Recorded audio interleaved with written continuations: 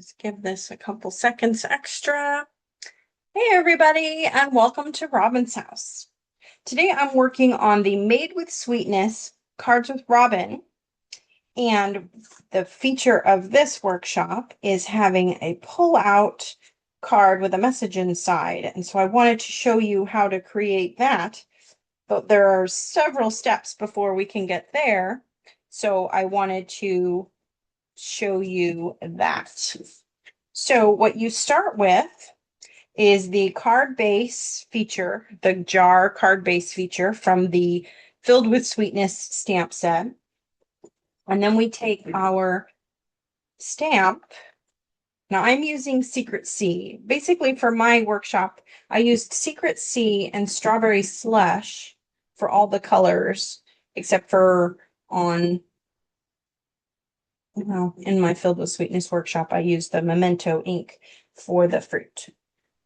And you stamp the main image, and it's a little tricky, so it may take a smidget of practice, and hopefully I do a good job. And I'm on a funky table here, so we're going to move it around a little bit. There we go. So I've got our jar stamped. Now the Filled with Sweetness has a die cut that will allow you to cut along here. But if you don't want to get out your dies after already doing this, you can also just grab your X-Acto knife and do the exact same thing. But you will need a slice in your card for that. So now we're going to go into the inside, and we're going to build a trough. So I like to give myself a little bit of space so that my card that I'm going to be sliding in here, did I even give myself enough room? No, I need to cut it a little bit farther.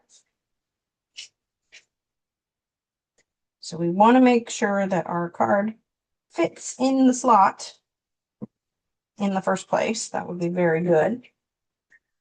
And so we can push this down. Okay, so now we know that our card fits, and I want to have it in here so that it's much easier to build a trough when you know what your trough should look like. So I'm going to take some little 1/4-inch strips. You can get away with a little smaller, but smaller is a little hard. Smaller is in some ways easier, because then you can go up a little higher in here. And I should have given myself a little bit more space, so I'll try to do that on the other side, because you don't want it to be so close in your track that there's no wiggle room at all. So I'm going to leave a little bit of space on this side, just so that when you're shimmying this down, you have a little bit of give in there. And then, of course, I want to have somewhere for my thing to crash. So I'm going to tear this off so it's a little smaller.